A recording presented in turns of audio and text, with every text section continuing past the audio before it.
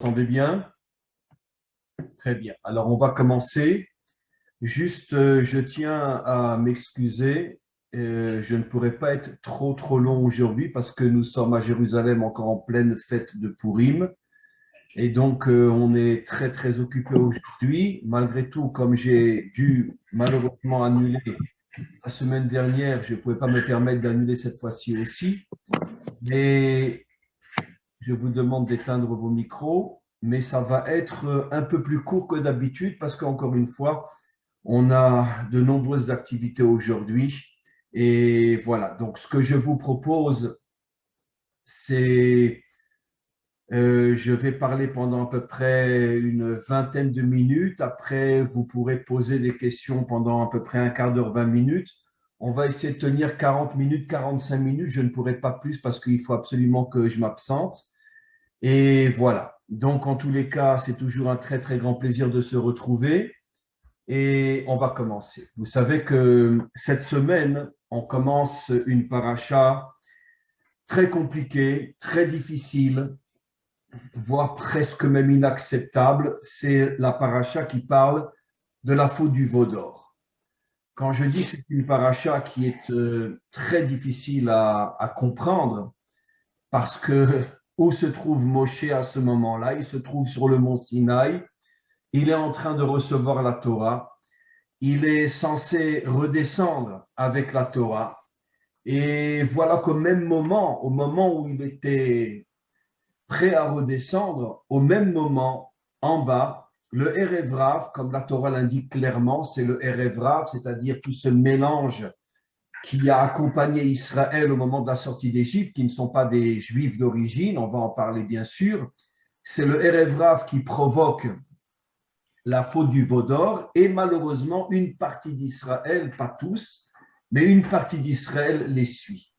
Alors encore une fois, éteignez vos micros mes amis, encore une fois, quand on se contente uniquement de lire la Torah, de la traduire et de la comprendre comme ce que je dis toujours, nos ancêtres, l'histoire de nos ancêtres les Gaulois, évidemment, on passe complètement à côté du message, ou nos ancêtres les Hébreux, ça revient au même, on passe complètement à côté du message et on ne se rend pas compte que finalement, la faute du veau d'or cache ce que je pourrais moi appeler l'un des fondements de toute l'histoire humaine jusqu'à aujourd'hui. Afin de l'expliquer, je voudrais revenir sur une notion dont j'ai déjà souvent parlé, qui n'est pas elle-même facile à comprendre parce que la vision que les nations ont eu du peuple juif jusqu'à aujourd'hui, bien que grâce à Internet, les choses commencent à changer. Mais quoi qu'il en soit, jusqu'il n'y a pas si longtemps que ça, les nations ne se reconnaissaient absolument pas dans le peuple juif. Et comme je l'ai toujours expliqué, il y a des messages très clairs dans la Torah elle-même qui nous montrent que le peuple juif, en vérité, n'est pas un peuple en soi. Il n'est que le microcosme de l'humanité tout entière. C'est-à-dire que dans le peuple juif, on retrouve des échantillons de toutes les nations. Je vais vous donner un exemple, mais vraiment époustouflant. Vous savez qu'en Israël, combien qu'on est? On est 7, 8 millions de personnes. Vous savez combien il y a de partis politiques en Israël? Bah, ne riez pas devant moi, parce que je vais me fâcher. Mais c'est vrai, c'est nul. Il y a plus de 50 partis en Israël. Un peuple de dingue, vraiment de dingue. Combien il y a de partis aux États-Unis? Il y en a deux, républicains, démocrates. Combien il y a de partis en France? Allez, 3, 4, 5. Dans le monde entier, des pays où il y a des millions de personnes, des dizaines de millions, 2, 3, 4, 5 partis. 7 millions en Israël, il y a plus de 50 partis. Pourquoi? Eh bien maintenant, on a rigolé un petit peu, mais la réponse est d'une profondeur, mes amis, inimaginable. Parce que le peuple juif contient l'humanité tout entière. Il y a le tempérament chinois, coréen, japonais, africain, français, allemand, belge, américain, canadien, Haïti, Tahiti. Il y a tous les tempéraments. Ça veut dire que le tempérament chinois peut être dans un homme comme moi. Ça veut dire que je ne dois pas forcément avoir les yeux ridés. Je ne dis pas ça. Mais le peuple juif est le microcosme à un petit niveau de toute l'humanité. C'est-à-dire que tous les tempéraments de l'humanité tout entière se retrouvent dans le peuple juif. Ce qui fait qu'effectivement, on a plus de 50 partis. Parce que chacun essaye finalement, selon son tempérament, selon son esprit, selon sa vision des choses, de former son propre parti. Je pense que les dirigeants d'Israël ont parfaitement compris ce que je dis. C'est pour ça qu'ils n'ont jamais voté, en tout cas jusqu'à aujourd'hui, une loi interdisant qu'il y ait plus de 2 ou 3 partis comme dans la majorité des pays. Et le fait, donc, encore une fois, que Israël se retrouve être le microcosme de l'humanité tout entière, ce qui fait que son histoire, comme je l'ai toujours expliqué, je sais que je me répète, mais c'est quand même des notions très importantes, son histoire finalement est le symbole de l'histoire de l'humanité tout entière. Avec une petite différence, c'est qu'au niveau d'Israël, les choses sont beaucoup plus visibles, parce que nous étions et nous sommes plus ou moins encore en exil depuis 3000 ans sur 4000 ans d'histoire. Mais en vérité, ce n'est pas que nous qui sommes en exil. Toutes les nations sont en exil. Mais nous, comme l'exil est aussi un exil géographique, physique, réel, dispersé aux 4 coins des nations, alors chez nous, ça se voit. Mais les Français qui sont en France depuis des millénaires ressentent moins l'exil, parce que chez eux, l'exil n'est pas géographique, il n'est pas physique, il est surtout au niveau mental. Comme je l'ai toujours expliqué, que l'exil, c'est pas seulement être déraciné de sa terre. L'exil, c'est de ne pas savoir pourquoi j'existe, qu'est-ce que je fais sur terre, quelle est ma mission. C'est ça le véritable exil. Et il n'y a aucun homme, aucune femme sur terre qui peut donner la vraie réponse pourquoi j'existe. Donc, on est tous en exil. Maintenant, d'où l'une des plus grandes preuves que j'ai déjà apportées souvent, d'où on sait que Israël est le microcosme de toutes les nations, quand nous sommes descendus en Égypte, qui est aussi un exemple de la descente en Égypte, c'est-à-dire Égypte, le mot Égypte n'existe pas en hébreu, vous le savez, c'est Mitzraïm, que veut dire le monde des limites, une sorte de prison. L'humanité tout entière est descendue dans cette prison oppressante, et c'est ça la traduction du mot Mitzraïm en hébreu. Et combien étions-nous de personnes? 70. 70, dit la Torah, par rapport aux 70 nations. Ce qui veut dire que toute l'humanité, en vérité, est descendue dans cette étroitesse qui nous oppresse depuis des millénaires et de laquelle on arrivera à sortir seulement avec la délivrance finale. Il faut comprendre que dans ce microcosme qu'est le peuple juif, il n'y a pas que le bon côté, il y a aussi le mauvais côté. Puisque dans l'humanité tout entière, il y a des bons côtés, des gens comme vous, et il y a aussi des mauvais côtés. Et donc, je dirais en blaguant, mais c'est une blague malheureusement très vraie chez moi, qu'aujourd'hui, Israël, vous le savez tous et toutes, est devenu le cobaye expérimental des vaccins, puisqu'on est déjà à 4 millions de vaccins, et fermez vos micros, mes amis, et ne me demandez pas comment c'est possible, je n'ai pas de réponse. Je n'ai pas de réponse, c'est absolument incroyable ce qui se passe ici. Et récemment, d'ailleurs, le PDG de Pfizer a dit clairement, et c'est dans les journaux d'Israël, que Israël était devenu le laboratoire expérimental du vaccin par rapport au corona. Il n'a pas eu honte de le dire. Moi, je dirais des cobayes. Donc, finalement, il n'y a pas, dans cette histoire d'Israël, il n'y a pas que le bon côté, il y a aussi le mauvais côté. Et je ne sais pas, il y a eu un arrangement entre Bibi et Pfizer pour que Israël devienne le laboratoire expérimental du vaccin pour voir si ça marchera pour les autres nations ou pas. Mais en tous les cas, je veux dire, je ne vais pas du tout parler de ça aujourd'hui, mais c'est vraiment, c'est incroyable. Ça veut dire c'est vraiment une preuve comme quoi, dans leur subconscient, les nations ont compris que Israël était un laboratoire expérimental. Et c'est pour ça qu'aujourd'hui, on est déjà à 4 millions de vaccins sur 7 millions de personnes.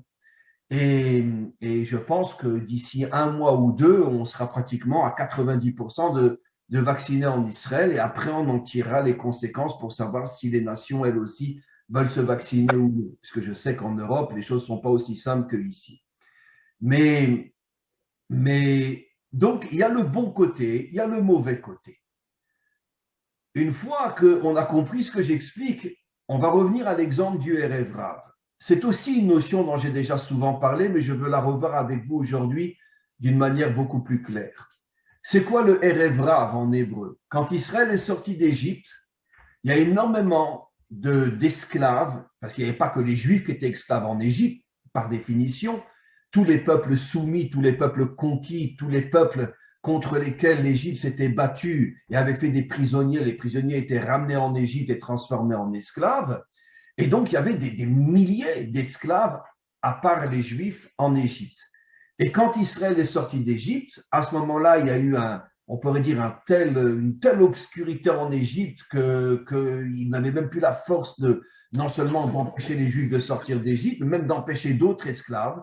Et il y a des milliers et des milliers d'autres esclaves qui ont rejoint le peuple juif pour pouvoir, d'une certaine manière, participer à son histoire et se sont convertis. Le grand problème, comme je l'ai souvent expliqué, et là encore une fois, ne le prenez pas à la lettre que pour le peuple juif, le grand problème, c'est que Pharaon, dès que Israël est sorti d'Égypte et qu'il a vu que des milliers entre parenthèses, de non-juifs suivaient Israël, il a eu une idée qu'on va expliquer, c'est d'introduire à l'intérieur de ces non-juifs des agents à lui, des espions à lui, nous expliquent nos maîtres, et finalement, il leur a donné pour mission, il les a aidés évidemment financièrement pour que très très vite ils puissent arriver à être les leaders du Erev Rav, puisqu'il avait les moyens de le faire. Et très très vite, ils sont arrivés à prendre la tête du Erev Rav et nos maîtres expliquent, ce sont eux, ces agents cachés de Pharaon, qui ont occasionné, qui ont provoqué la faute du veau d'or. Et cette faute du veau d'or, d'une certaine manière, nous accompagne jusqu'à aujourd'hui et accompagne l'humanité jusqu'à aujourd'hui, comme je vais l'expliquer. Alors maintenant, nos maîtres expliquent quelque chose d'extraordinaire. Qui étaient ces agents introduits dans le Erev Rav pour détruire Israël de l'intérieur et donc détruire l'humanité tout entière de l'intérieur? C'était les enfants de Bilham. Vous avez tous entendu parler de Bilham. Bilham, c'était le grand ennemi d'Israël. Il va y avoir bientôt une paracha qui parle de lui. Il a été recruté par le roi de Moab pour maudire Israël. Finalement, il y a eu un miracle et que ces malédictions se sont transformées en bénédictions. Bon, c'est un sujet en soi dont on parlera sans doute quand on arrivera à cette paracha-là. Mais quoi qu'il en soit, un très, très grand ennemi d'Israël. Et ces enfants, qui avaient reçu l'éducation de leur père, ont été introduits par Pharaon dans le Erev Rav, bourrés d'argent venant de Pharaon. Ils ont pu très vite accéder à la direction du Erev Rav. Et encore une fois, ce sont donc les enfants de Bilham qui ont occasionné la faute du veau d'or. Je n'ai toujours pas expliqué ce que c'est la faute du veau d'or. On va le décrypter dans quelques instants. Maintenant, pourquoi les enfants de Bilham? Pourquoi? Alors, nos maîtres expliquent, maintenant on va passer déjà au message, que le mot Bilham peut se dire en hébreu Bliam, sans peuple. Bilham peut s'écrire Bliam. Ça veut dire on ne veut pas de peuple, on ne veut pas de nation. Et effectivement, Bilham a été on pourrait dire, l'un des fondateurs de l'idéologie qui veut la destruction des identités nationales. Bliam. Pas question qu'il y ait de peuple. Et Bilham, qui était aussi un grand prophète, comme on le sait, un prophète dans le mal, comme on voit dans la Bible qu'il y avait des faux prophètes. Quand la Torah les appelle les faux prophètes, ça ne veut pas dire qu'ils n'étaient pas prophètes, mais toute leur vision des choses était maléfique, des sortes de sorciers, si vous voulez. Bilham était lui aussi une sorte de sorcier, mais d'un très grand niveau, et il avait compris que le peuple juif est d'une certaine manière le microcosme de l'humanité tout entière, et si Israël arrive véritablement à se construire en tant que nation, à ce moment-là, à travers Israël, toutes les nations arriveront à se construire, et c'est ce qui se passera au moment de la délivrance finale, où les 70 nations vont véritablement se reconstruire. Et pourquoi lui voulait détruire les nations?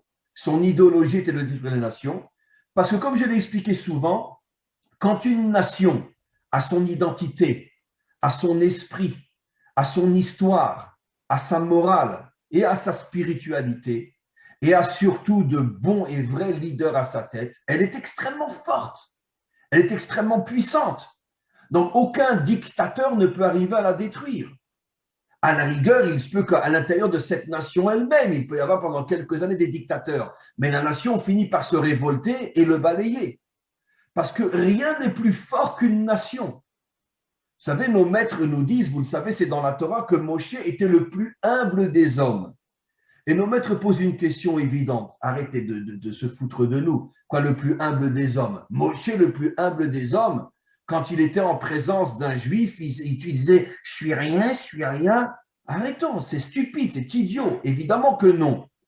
Il savait très bien qu'il était le plus puissant, le plus grand, le plus intelligent, le plus prophète, le plus spirituel de tous les juifs de son époque. Alors que ça veut dire qu'il est le plus humble des hommes. Nos maîtres répondent de manière extraordinaire. Pas par rapport à l'individu, mais par rapport au peuple. Par rapport au peuple, il se considérait comme rien. Parce qu'il savait qu'un peuple, lorsqu'il est uni, lorsqu'il a son identité, il a une force inimaginable qui fait que même un homme comme Moshe, par rapport au peuple, n'est rien, strictement rien. Et par rapport à la nation, il se considérait comme rien. Ce principe est vrai, encore une fois, pour tous les peuples. Ça veut dire que, normalement, un dirigeant authentique devrait comprendre qu'il n'est là que pour servir la nation, parce que, en tant qu'individu, même s'il est dirigeant de la nation, ce qui était le cas de Moshe, par rapport à la nation, il n'est rien, parce qu'une nation, lorsqu'elle est unie, lorsqu'elle a véritablement sa véritable identité, elle a une force absolument incroyable. Et Bilham savait, c'est pour ça qu'il a accepté que ses enfants s'introduisent dans le peuple juif, Bilham, qui veut dire pas de peuple, savait que tant que les peuples seraient forts, il serait impossible de dominer l'humanité tout entière. Et donc, automatiquement, il a compris aussi que Israël était l'échantillon de cette réussite et que si Israël réussissait à être une nation, à ce moment-là, elle serait indestructible et à travers elle se reconstituerait, comme ça sera le cas au moment de la délivrance finale, véritablement les 70 nations.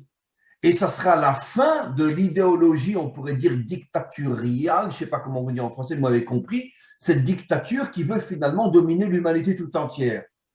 Et donc, comment qu'on détruit, comment qu'on arrive à dominer l'humanité tout entière? Eh bien, on en est tous témoins aujourd'hui. Destruction du couple, destruction de la famille, destruction de l'identité nationale. Qu'est-ce qu'on fait? D'abord, on mélange tous les peuples. C'est le cas aujourd'hui partout dans le monde. Depuis que Biden est arrivé au pouvoir, la première chose qu'il a fait, il a annulé toutes les lois que Trump avait écrites de minimiser au possible l'immigration, parce qu'il y a déjà on pourrait dire, une immigration inimaginable en Amérique. L'une des premières lois que Biden a annulées, c'est cette loi-là. Et donc, depuis qu'il est au pouvoir, des milliers et des milliers et des milliers d'Afrique du Sud, même énormément d'autres pays sont arrivés en Amérique. Pourquoi? Quelle est l'idée de Biden, comme celle de Macron et de tout le monde? Détruire l'identité américaine de manière à ce que les peuples s'effondrent, on n'a plus d'identité, on n'a plus un esprit commun, on n'a plus, puisque évidemment, ceux qui viennent d'Afrique du Sud n'ont rien à voir avec les Américains, pas d'Afrique du Sud, d'Amérique du Sud, n'ont rien à voir avec les Américains d'Amérique du Nord, etc. Plus fortement ceux qui viennent d'autres pays. Et donc, automatiquement, l'identité disparaît, comme c'est le cas en France, comme c'est le cas en Belgique, comme c'est le cas dans pratiquement tous les pays, où petit à petit, avec ce mélange des peuples, on arrive à la destruction de l'identité, destruction de l'histoire. Vous imaginez aujourd'hui en France qu'on apprenne dans les écoles nos ancêtres les Gaulois, alors que dans la classe, il y a la moitié qui ne sont pas français. En tout cas, même s'ils sont nés en France, ils ne sont pas d'origine française. Donc, qu'est-ce que ça veut dire, nos ancêtres les Gaulois? Qu'est-ce qu'ils en ont à faire, des Gaulois? Donc, on ne peut plus vraiment enseigner l'histoire, on peut plus rien enseigner. Et donc, c'est comme ça que finalement, on affaiblit les peuples. Autre système pour affaiblir les peuples, on en a souvent parlé, destruction du couple, destruction de la famille, création de nouvelles familles, création de nouveaux couples, vous savez à quoi je fais allusion, etc., de manière à mettre le monde dans une situation telle où on n'a plus aucun point de repère. Dans la Torah, la source de cette volonté de détruire les nations s'appelait Bilham. Et quand Pharaon, qui était un grand ami de Bilham, est venu trouver Bilham et lui a dit « Mais regarde, le peuple juif est sorti maintenant et avec lui sont sortis des milliers d'autres personnes. S'ils réussissent, ils vont réussir à reconstruire l'humanité tout entière. On ne pourra plus dominer l'humanité tout entière. Est-ce que tu es d'accord que tes enfants rentrent à l'intérieur du Erev Rav et je vais les aider à accéder au sommet et là où ils seront, ils vont essayer de détruire Israël ?» Bilham a dit « Mais attends, mais c'est toute mon idéologie ça. Évidemment que je suis d'accord. » Il a donné ses enfants et c'est eux qui ont fait la faute du veau d'or. Qu'est-ce que c'est la faute du veau d'or? La faute du veau d'or, c'est très simple. Je l'ai souvent expliqué aussi. C'est le culte de la matière. C'est quoi le veau? C'est quoi le taureau? Ben, c'est tout simplement le symbole de l'économie, en tous les cas dans le contexte biblique. À cette époque-là, tous les peuples, toute l'économie est fondée sur l'agriculture. Donc, automatiquement, à partir du moment où toute l'économie est fondée sur l'agriculture, le veau d'or représente l'or. Le veau va vous apporter de l'argent. Ça veut dire que consacrez-vous essentiellement au développement économique de votre nation. Et dans le contexte de l'époque, le développement économique, c'est l'agriculture, dont le veau est le symbole. Aujourd'hui, comme j'ai souvent expliqué, si on devait dessiner ou créer une statue pour définir ce qu'est l'économie mondiale, qu'est-ce qu'on dessinera? Un ordinateur. Puisque toute l'économie mondiale aujourd'hui, à 80%, je parle dans le monde occidental, est fondée sur la technologie, sur l'ordinateur, etc. Donc, à l'époque, c'était le veau d'or. Aujourd'hui, on ferait un ordinateur en or. Donc, ce n'était pas du tout un problème idolâtre, comme malheureusement la grande majorité de ceux, y compris les juifs qui étudient la Torah aujourd'hui, s'imaginent que le veau d'or, c'était de l'idolâtrie. Mais pas du tout. C'était tout simplement un emblème de comment on doit vivre. On doit vivre dans la matérialité. Et à partir du moment où on arrive à faire descendre les peuples dans la matérialité, à ce moment-là, on les uniforme. Parce que qu'est-ce qui fait la différence entre un Français, un Allemand, un Belge et un Hollandais? Au niveau de la matérialité, on est tous pareils. Mais par contre, au niveau de l'histoire, au niveau de la sensibilité, c'est évident que la sensibilité française n'a rien à voir avec la sensibilité russe. Rien à voir. Et où la sensibilité danoise n'a rien à voir avec la sensibilité anglaise. Ce sont des natures très différentes. Donc, à partir du moment où tu mets de côté la sensibilité des peuples, l'histoire des peuples, l'esprit des peuples, la croyance des peuples, et que tu les fais tomber tous dans la matérialité, tu les uniformes. Et finalement, tu fais tomber les frontières, tu fais tomber les nationalités, tu fais tomber les identités. C'est ça le veau d'or. Le veau d'or est un message universel jusqu'à aujourd'hui. C'est-à-dire qu'on fait rentrer à l'intérieur des peuples des forces obscures dont tout le sujet sera de briser et de casser l'identité avec tout ce qu'elle contient, de manière à mélanger après les peuples et d'empêcher la délivrance finale. D'empêcher la délivrance finale. Maintenant, qu'est-ce qui s'est passé? Quand Moshe redescend, là aussi je vais vous transmettre le message, il voit le veau d'or, il casse les tables qu'il a reçues. Et il en recevra quelques mois après les deuxièmes tables. Vous croyez que les premières tables et les deuxièmes tables sont les mêmes? Rien à voir. Les premières tables, disent nos maîtres, étaient la vraie Torah. Les deuxièmes tables, dans mon langage que vous connaissez, je vais appeler ça la religion juive. Ça n'a rien à voir. Les premières tables étaient censées amener la délivrance à Israël et à l'humanité tout entière. Parce qu'avec les premières tables, Israël se serait construit comme une nation unie qui aurait été un modèle et qui aurait donné envie à toutes les nations de se reconstruire. Parce que n'oublions pas qu'à cette époque-là aussi, le monde était très mélangé. il y avait les grandes puissances qui dominaient le monde entier, comme les Babyloniens, comme les Égyptiens, comme les Perses, qui s'étaient, on pourrait dire, étalés, qui avaient imposé l'esprit perse à des centaines de peuples qui n'étaient pas perses, l'esprit babylonien à des centaines de peuples qui n'étaient pas babyloniens, et tout ça justement dans le but de les affaiblir et de les casser. Vous savez que ceux qui connaissent la Bible savent que un des grands dictateurs qui, lui, a réalisé, on pourrait dire, sur le terrain, le mélange des peuples, c'était Sanchériv. Quand Sanchériv, je ne sais pas comment on dit en français Sanchériv, mais Sanchériv, c'est lui qui a exilé les 10 tribus, mais il n'a pas seulement exilé les 10 tribus, il était d'une puissance inimaginable, il dominait sur les 2 tiers du monde, et qu'est-ce qu'il a fait? Il a pris des populations de toutes les nations, et il les a emmenées dans d'autres pays. Dans ces pays-là, il a vidé la population et les a amenés dans d'autres pays. Il a mélangé tous les peuples. Pourquoi il a mélangé tous les peuples?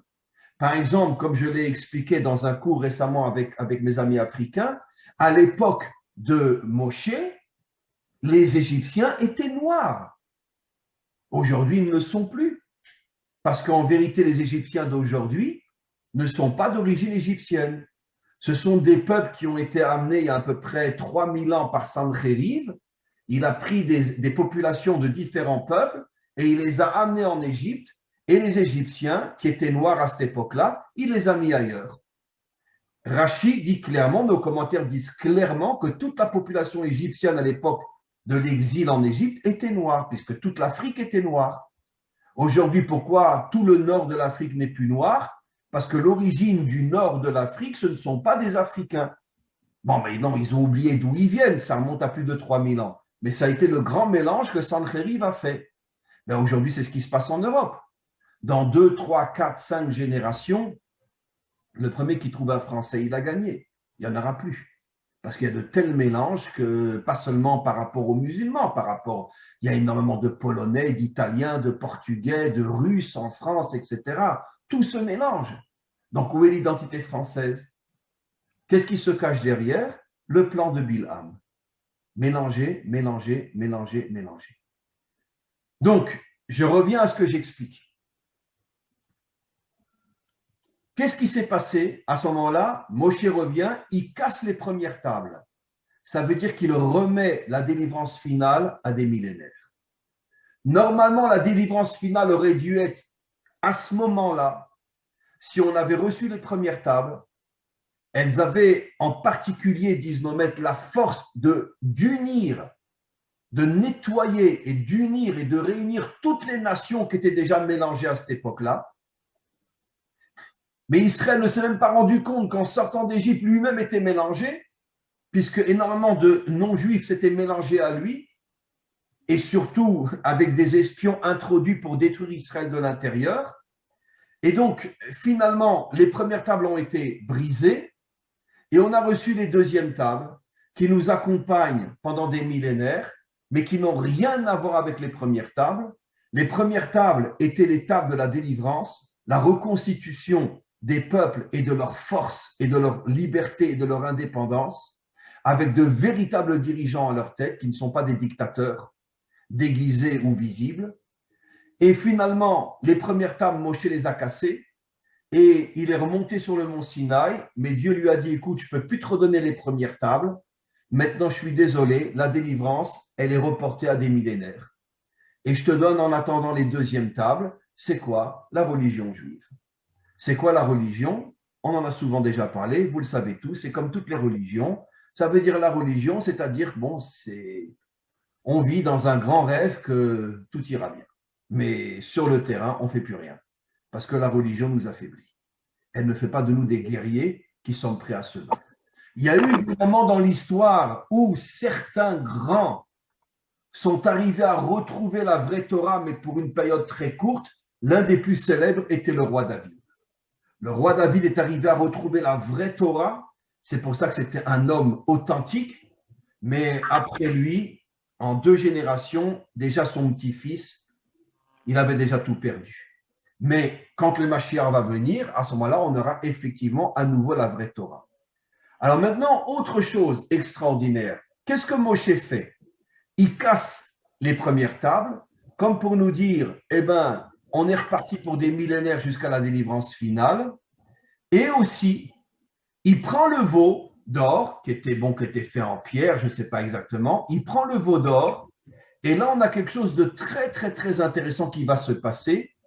Il le broie complètement, et après, il prend, dans des tonneaux, il prend de l'eau, et la poussière du veau d'or, il la mélange dans l'eau, et il fait passer tout Israël devant ces tonneaux-là, et il les fait boire. Quel est le message? Ça vous fait penser à quoi? Bon, je n'entrerai pas dans les détails, mes amis, parce que même moi, sincèrement, je ne comprends pas tout dans les détails. Mais vous savez qu'à l'époque du temple, si… La sota. Voilà, la sota, exactement. Si une femme, son mari avait un soupçon qu'il l'a trompée, il l'amenait au temple, on lui faisait boire justement exactement la même chose. On prenait, bon, c'était une eau de source naturelle, c'est pas de l'eau du robinet. On mélangeait de la poussière, de la terre du temple avec cette eau. Elle buvait cette eau. Encore une fois, je ne peux pas expliquer plus que ce que je dis parce que moi-même, je ne sais pas exactement comment vous l'expliquer puisque c'est des notions qui n'existaient qu'à l'époque du temple et encore qu'à l'époque du premier temple. Même le deuxième temple, il n'y avait pas ça. Donc, ça remonte à très, très longtemps. Elle buvait. Si son mari s'était trompé, à ce moment-là, cette eau-là la transformait en femme encore plus belle qu'elle l'était, plus forte qu'elle l'était. C'est-à-dire que cette eau-là avait un effet transformateur extrêmement positif sur elle. Mais si malheureusement elle avait effectivement trompé son mari, à ce moment-là, elle mourrait en buvant ces eaux-là. On voit que Moshe fait exactement la même chose. Moshe prend la poussière du veau, il le mélange à l'eau, il fait boire tous les juifs. Et qu'est-ce que nous disent nos maîtres? Tous ceux, parce que lui, il ne pouvait pas savoir qui c'est qui a accepté le veau d'or, tous ceux qui avaient accepté le veau d'or sont morts à ce moment-là. Si je ne me trompe pas, il y a eu, je crois, 3000 morts, quelque chose comme ça, en buvant ces eaux-là. Quel est le message? Le message, il est double. Pourquoi Moshe recommence, ou plutôt refait ce qui normalement on fait à une femme qui a trompé son mari? Mais pour nous faire comprendre qu'en vérité, le vrai but de Bilham ou de ses enfants, c'était de déraciner l'humanité de son véritable mari, qui est le vrai Dieu. Vous savez que nos maîtres comparent les nations à l'épouse de Dieu. Et il a pas mal de femmes, Dieu. Combien qu'il en a? 71. Ben oui, un homme a le droit de se marier avec plusieurs femmes. Une femme ne peut pas se marier avec plusieurs hommes. Bon, ne me jetez pas des pierres à la figure, hein, mais en tout cas, c'est comme ça. On expliquera un jour. Mais quoi qu'il en soit, Hachem a 71 épouses, les 70 nations et Israël. Et qu'est-ce que c'était le veau d'or? C'est une manière de dire, je te veux plus, je vais avec un autre. Et donc, pourquoi il a fait ça, Moshe? Pour bien nous faire comprendre que finalement, la volonté réelle de tous ceux qui veulent affaiblir les peuples et les empêcher d'être des nations authentiques, c'est en vérité pour arracher, pour déconnecter les nations du véritable Dieu. Et le véritable Dieu va être remplacé par quoi? Par la religion. C'est quoi la religion? Comme le disait le plus grand maître de tous les temps, Marx, l'opium des peuples. Je plaisante quand je dis le plus grand maître de tous les peuples. Là. Vous savez que j'ai un petit humour comme ça. Et puis aujourd'hui, c'est pourri à Jérusalem, donc j'ai le droit de faire des blagues. Mais quoi qu'il en soit, et oui, l'opium des peuples, ça veut dire que qu'est-ce que les dictateurs voulaient? Ils ont inventé la religion pour que les peuples leur foutent la paix. Va à l'église, va à la mosquée, va à la synagogue et fous-moi la paix. D'accord? Et voilà, ne sois plus un combattant sur le terrain, ne sois plus un vrai guerrier. C'est la force que la vraie Torah, les premières tables, nous aurait donnée. Malheureusement, on a reçu les deuxièmes tables, c'est la religion. Et donc, ça, c'est les deuxièmes tables. Maintenant, je reviens à ce que j'explique. Donc, le vrai projet de tous ces dirigeants qui puisent leur idéologie de Bilham, qui existe dans toutes les générations, c'est-à-dire déconnecter les peuples du vrai Dieu, Parce que le vrai Dieu, le vrai de vrai, de vrai, de vrai, comme je ne cesse de l'enseigner, qu'est-ce qu'il nous demande à nous les hommes? Qu'est-ce qu'il nous demande à nous les hommes et les femmes? Je vais le dire en argot, sois un mec, sois un homme. Arrête de te réfugier dans tes livres de prière et de penser que je vais faire le travail pour toi.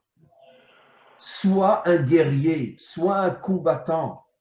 N'aie pas peur de te battre. Investis-toi. Ça, c'est la vraie Torah. Ça, c'est le vrai Dieu. C'est pour ça que nos maîtres ont pris comme exemple du seul vrai juif qu'on a eu une fois dans toute notre histoire, c'est David. Parce que c'est en même temps un homme d'une force spirituelle incroyable et en même temps d'une force physique incroyable.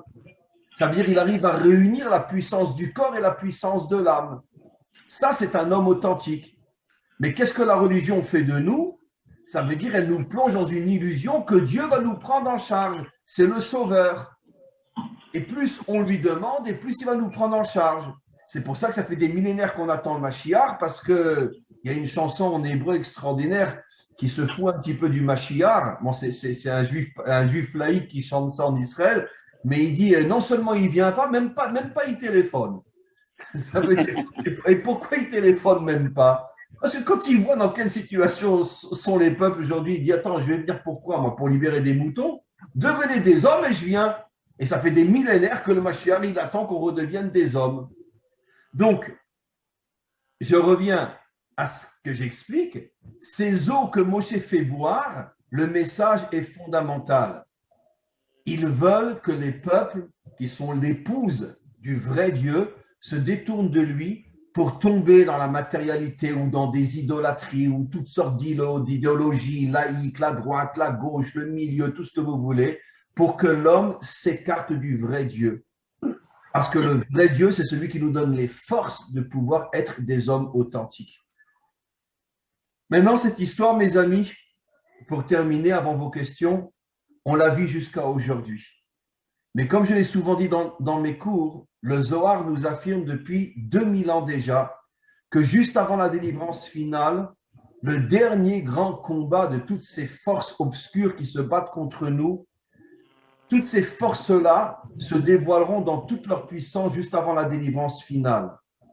Parce qu'elles sentiront dans leur subconscient que ça y est, le monde approche de la délivrance et que le monde va être construit. Et elles feront tout pour nous empêcher d'arriver justement à ce niveau de la reconstruction qui, de toute façon, on y arrivera. La reconstruction des 71 nations, 70 et Israël. Et on sera tous unis avec le vrai Dieu. Et là, on aura une puissance, une force qu'on ne peut même pas imaginer.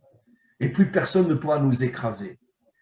Et donc, c'est la raison pour laquelle aujourd'hui, comme on en est tous témoins, on assiste aujourd'hui à vision humaine, parce que les choses n'aboutiront pas. Mais à vision humaine, on assiste à une désintégration des nations, une désintégration de la famille, désintégration du couple. C'est-à-dire que tout ce qui est censé nous donner des forces, il casse, il casse, il casse, il casse, il casse. Et pourquoi? Pour affaiblir. Et donc, c'est la raison pour laquelle notre travail aujourd'hui, comme je l'ai souvent exprimé, aujourd'hui plus que jamais, notre travail est justement de comprendre ce qui est en train de se passer et de ne pas baisser la tête, de ne pas se laisser faire et investir précisément là où ils essayent de détruire. Si je suis un Français, je dois me battre pour mon identité française. Attention, je n'ai pas dit qu'à Dieu ne plaise, ne me comprenez pas mal, d'être un raciste et de foutre tous ceux qui ne sont pas français dehors. Qu'à Dieu ne plaise, loin de moi de penser une chose pareille.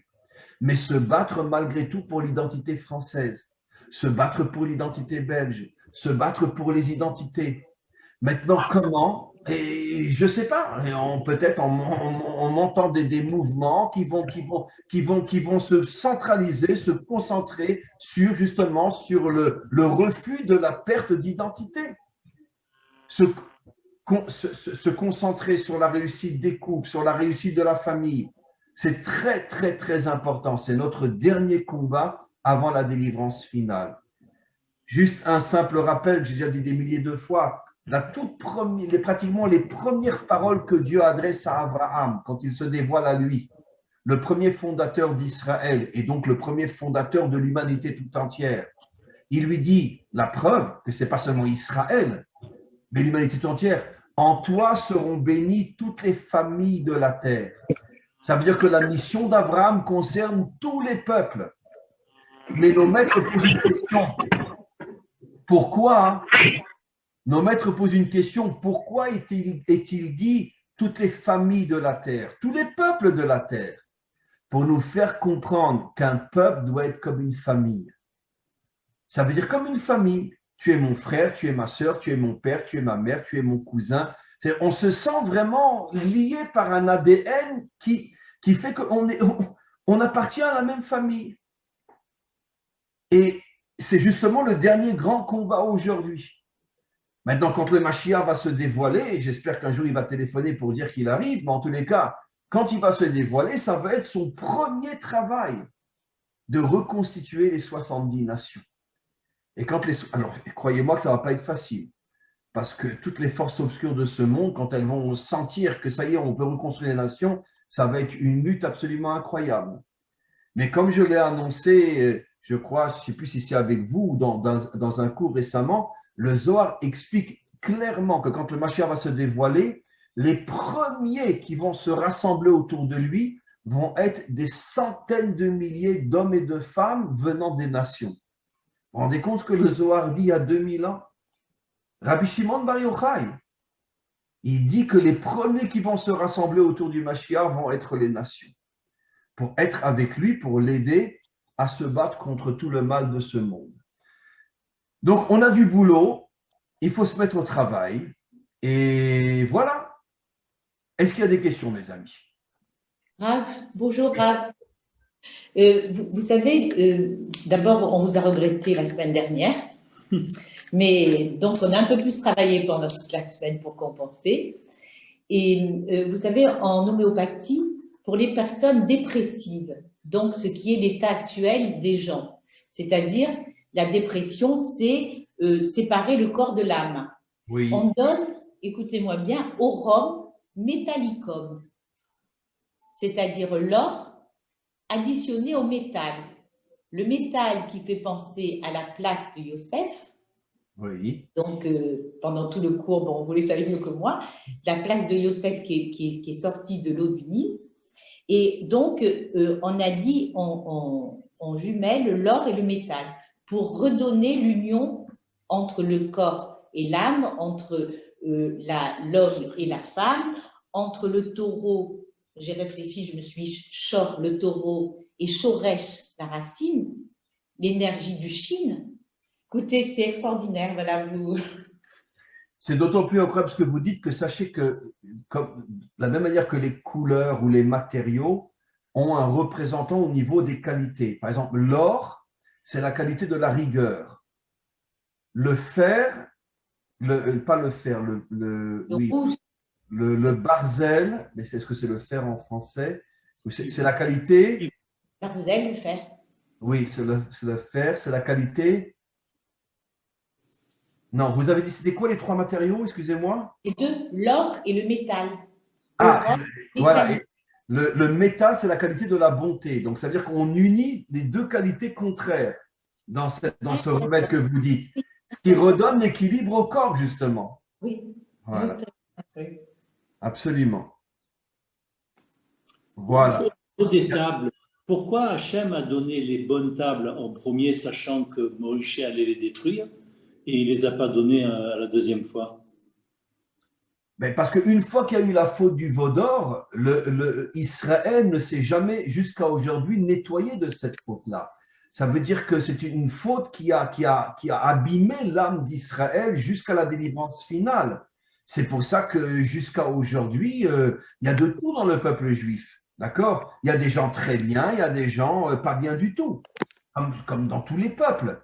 Mais s'il n'y avait pas eu la faute du veau d'or, normalement, on devait recevoir les premières tables qui nous auraient purifiés complètement et qui nous auraient aidé à purifier l'humanité tout entière.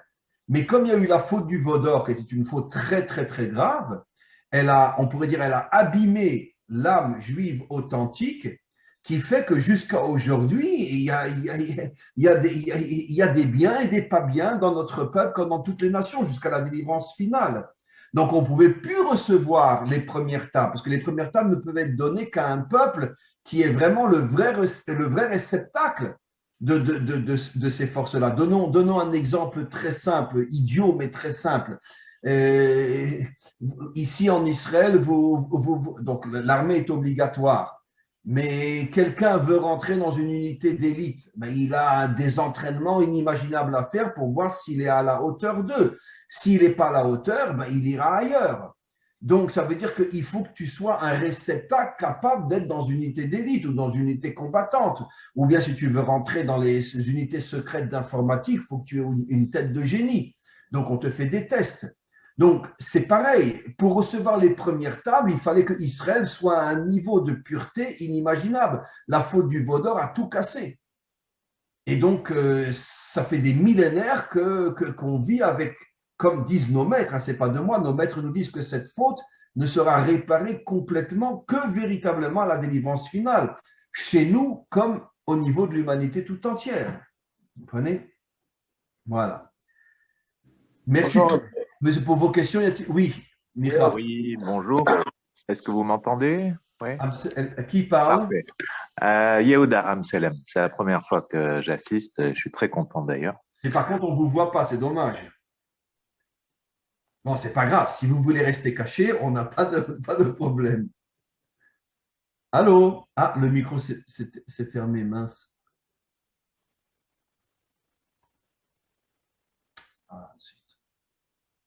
Voilà, je crois que c'est bon là, vous m'entendez. Oui, voilà. Bon. Allez-y, oui. Alors, malgré tout, encore une contradiction à mes yeux.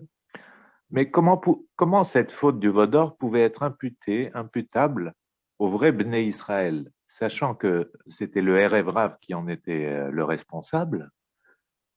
Et là, j'ai du mal à comprendre. Parce qu'apparemment, Moshe lui-même n'avait pas fait la distinction entre le vrai Bnei Israël et le Erev Rav, puisqu'il a eu recours à ce procédé comparable à la Sota. Mais comment a-t-on pu imputer au vrai Bnei Israël les actes de ces faux juifs, quoi? Mais parce que l'homme a le libre arbitre, cher ami.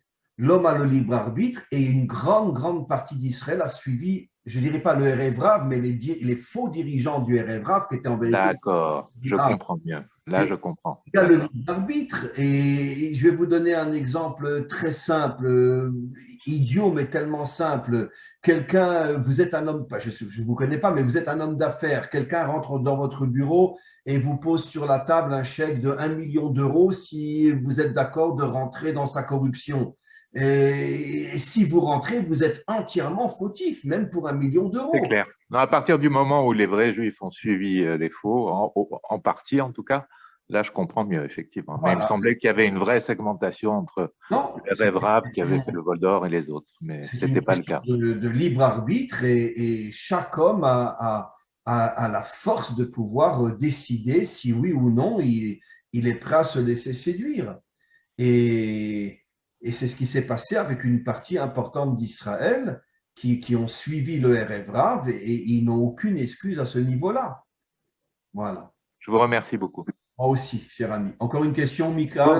Ouais, merci beaucoup. Moi, il y a un truc que je ne comprends pas, c'est qu'il y a un Rachid dans la paracha Kitissa qui dit qu'après le Hegel, Moshe Rabbeinu, il demande d'enlever la Shrina des nations et de la mettre seulement sur Israël. Et je ne comprends pas tellement ce Rachid, parce que vu qu'ils n'ont pas reçu la Torah, pourquoi demander d'enlever la Shrina des nations, vous voyez? Je n'ai pas bien compris la question. C'est-à-dire que, vu que les nations n'ont pas accepté ce rôle de la Torah, d'accord? Donc il n'y a que Israël.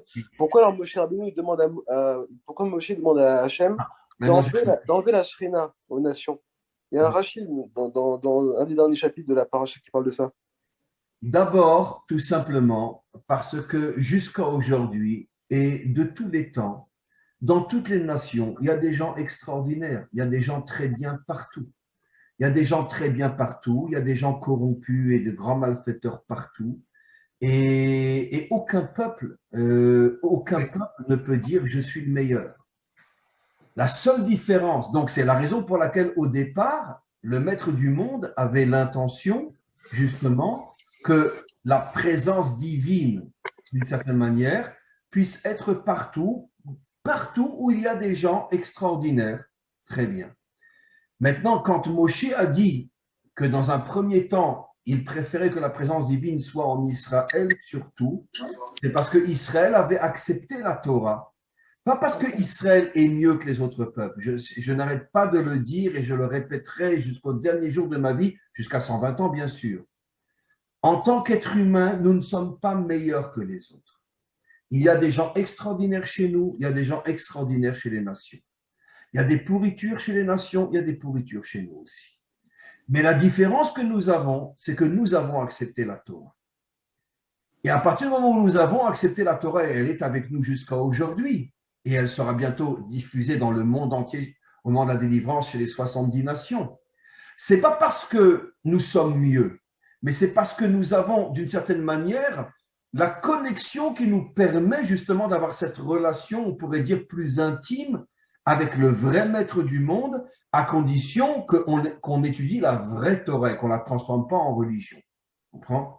Ça veut dire que, j'oserais presque dire que même aujourd'hui, dans le peuple juif, allez, on peut compter sur les 100 doigts de la main les vrais juifs. Parce que la grande majorité sont soit laïcs, soit religieux. Mais de vrais juifs qui sont engagés sur le terrain avec le maître du monde pour changer le monde, avec la Torah bien sûr, combien qu'on en voit? Très peu. Parce que le monde entier est tombé aujourd'hui sous le règne, on pourrait dire, de cette dictature visible ou invisible, qui se sert de la religion ou des philosophies ou de la politique ou aujourd'hui de la télévision, Netflix, machin, etc., pour endormir les gens. Comprends? Et aujourd'hui, tout le monde dort. Tout le monde dort. Il y a un texte extraordinaire qu'on lit tous les matins avant de commencer la prière, qui est un texte de Eliyahu Hanavi, où il dit clairement, il crie, il dit aux hommes, mais réveillez-vous, arrêtez de dormir, réveillez-vous. Car tout le monde dort aujourd'hui. Tout le monde dort. Enfin, tout le monde dort aujourd'hui. Ça fait des millénaires que tout le monde dort. Personne aujourd'hui véritablement est prêt véritablement à agir pour essayer de changer les choses. Et donc, on est dans une situation qui n'est pas facile. Et c'était ça la demande de Moshe.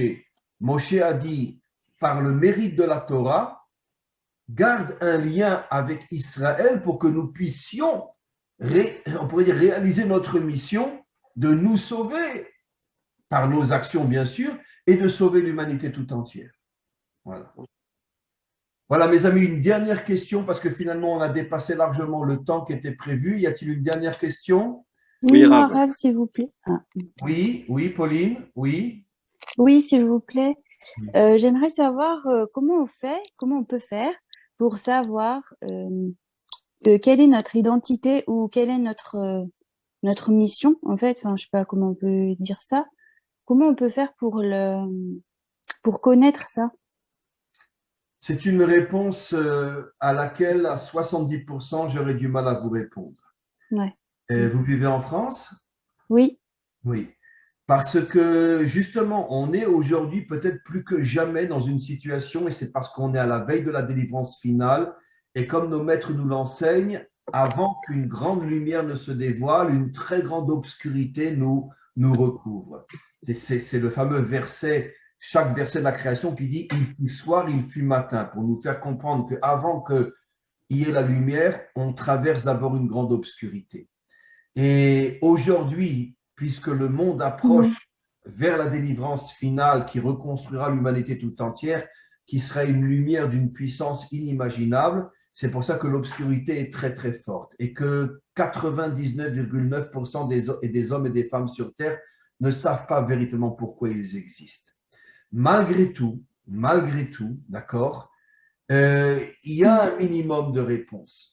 S'accrocher de toutes nos forces, que l'on soit juif ou non, parce qu'aujourd'hui, toutes ces notions-là n'ont plus aucun sens. S'accrocher de toutes nos forces à la Torah authentique, avec des maîtres authentiques. Et petit à petit, ça va réveiller en nous cette étincelle qui est complètement cachée et enfouie au plus profond de nous, de savoir véritablement, pas à 100%, mais disons, de savoir véritablement qu'est-ce que je dois faire. Mais pour ça, il faut passer par la Torah. Et aujourd'hui, la Torah s'adresse à l'humanité tout entière. Je ne parle pas des lois dans le sens faire Shabbat ou non, ça c'est déjà un problème en soi. mais je parle des enseignements de la Torah, transmis par des gens qui s'adressent à l'humanité tout entière. Et cette Torah-là va petit à petit réveiller, reconstruire notre âme qui est complètement, on pourrait dire, affaiblie à l'intérieur de notre corps. Elle est pratiquement morte, notre âme, et petit à petit la faire revivre jusqu'au jour où elle nous éclairera de l'intérieur et nous enverra des messages pour nous faire comprendre qui on est et ce que l'on doit faire. Voilà. Ok. Voilà, Ok. mes amis. Merci. Je vais devoir, oui. Oui, Rav, j'avais juste quelque chose qui me Laurent, c'est Laurent. Oui, merci, Rav. Merci. Oui. Voilà, je vous ai entendu dire qu'il y a des gens bien dans le peuple d'Israël, comme il peut y en avoir dans les nations, et qu'il peut y avoir aussi des gens, c'est votre terme, pourris dans les nations, comme il peut y en avoir en Israël. Alors, oui, mais quand même, il y a une différence, je dirais, c'est que quand quelqu'un est bon dans le peuple d'Israël, il est largement au-dessus de ce que moi je vois capable de faire des gens dans les nations. Et inverse, pareil. Par exemple, je citerai Madoff, personne ne l'a égalé dans le mal qu'il a pu faire. Ben, alors, vous êtes d'accord avec moi? Oui, bien sûr, je suis d'accord avec vous. C'est juste, je voulais juste ajouter.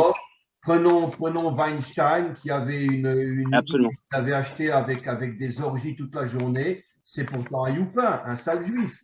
Donc, il y a des pourritures chez nous aussi. Alors oui, mais il est dans le bon. Une fois que Dieu a tout purifié, il restera plus que le bon. Et donc, ça serait pas. Moi, je trouve qu'Israël est quand même au-dessus des nations et non pas à l'égalité des nations. Alors, je vais vous répondre très sincèrement, avec la plus grande sincérité, Laurent. Si je prends un homme juif ou non juif, bon, j'aime pas le mot non juif, je préfère dire Béné Adam, et ni l'un ni l'autre n'est un grand dans la Torah. Ça veut dire qu'il n'est pas spécialement un maître de la Torah. Dans ce cas-là, il peut y avoir des gens exceptionnels chez les nations et même plus grands que chez nous. Et ça peut être le contraire aussi, mais c'est partagé. Par contre, un géant de la Torah, comme Moshe, comme Rabbi Shimon Bar Yochai, comme le Baal Shem Tov, c'est pas en tant qu'hommes qu'ils sont plus grands que les nations, c'est parce qu'ils ont la Torah et que nous avons reçu la Torah. C'est la Torah qui fait d'eux des lumières qui peuvent éclairer le monde, mais c'est pas parce que eux, dès le départ, sont forcément plus grands. Vous comprenez la nuance, Laurent? Oui, voilà. C'est interdit de dire, et ça, jusqu'à 120 ans, je le dirai, parce qu'il faut qu'on sorte de ce mensonge incroyable dans lequel beaucoup d'entre nous sont tombés, de croire que dans sa nature, le juif serait meilleur qu'un non-juif. Non. Si il devient une grande lumière, c'est parce qu'il a la Torah que les nations jusqu'à aujourd'hui n'ont pas reçu et qu'elles commencent à recevoir maintenant grâce à Internet. Mais c'est parce qu'il a la Torah, la vraie Torah. Et la Torah, c'est la lumière du vrai Dieu. Donc automatiquement, si j'ai la lumière du vrai Dieu, je peux monter à des niveaux incroyables. Mais ce n'est pas moi en tant que tel, c'est parce que je voue toute ma vie à la Torah. Et c'est la Torah qui fait de moi une telle lumière. Mais ce n'est pas parce que moi, en tant que tel, je suis dès le départ meilleur qu'un Français ou qu'un Belge. Vous comprenez ce que je veux dire, Laurent? Oui.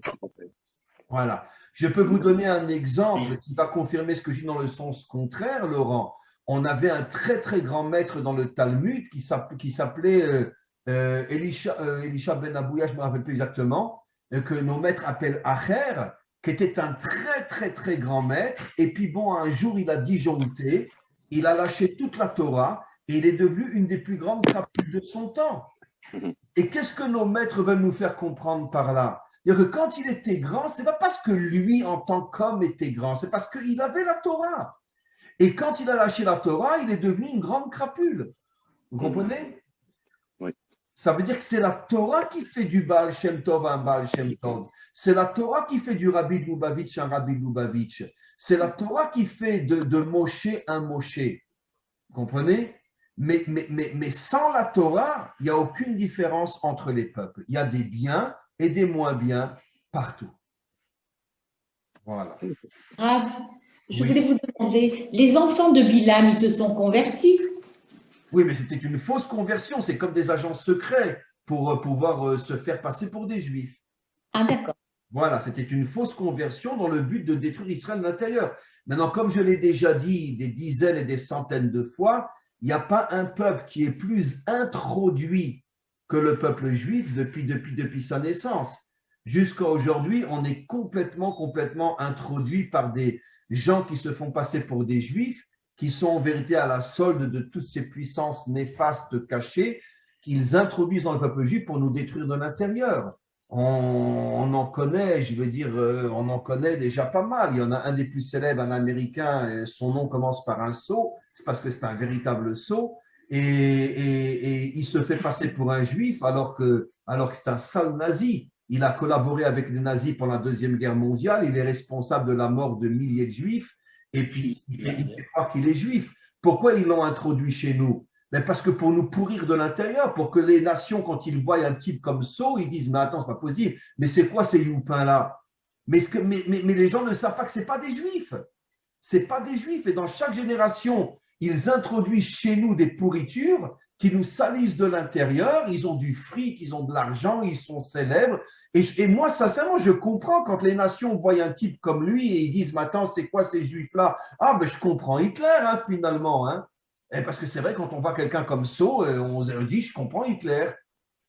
Mais ce que les gens ne savent pas, c'est que ce n'est pas du tout un juif. C'est un Hongrois à qui on a créé une identité juive, à qui les puissants ont donné un fric énorme. Rien qu'à lui tout seul, il a donné 50 millions de dollars à Biden pour les dernières élections. 50 millions de dollars, pardon, il a donné à Biden. Donc imaginez-vous le fric qu'il a.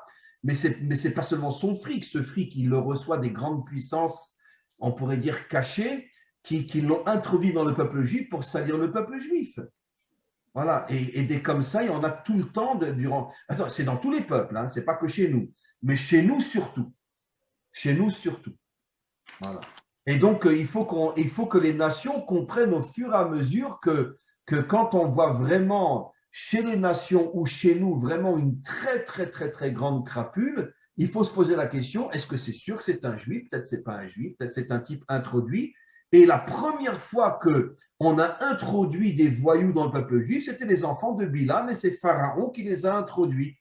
Et comme la Torah transmet des messages éternels, on comprend que ce principe-là perdure jusqu'à aujourd'hui. Perdure jusqu'à aujourd'hui. Et voilà. Bon, voilà mes amis. Mais finalement, j'ai dépassé l'heure. Donc, c'était un grand plaisir, une fois de plus, qu'on puisse être ensemble. Et vraiment, alors on se retrouve bien sûr la semaine prochaine, il n'y a pas de problème. Et merci. Merci. Merci. Et à très bientôt, à la semaine prochaine. Merci pour vos questions, merci pour votre présence. Et on se retrouve très prochainement. À bientôt, mes amis. Au revoir. Au revoir. Merci, au revoir. Au revoir.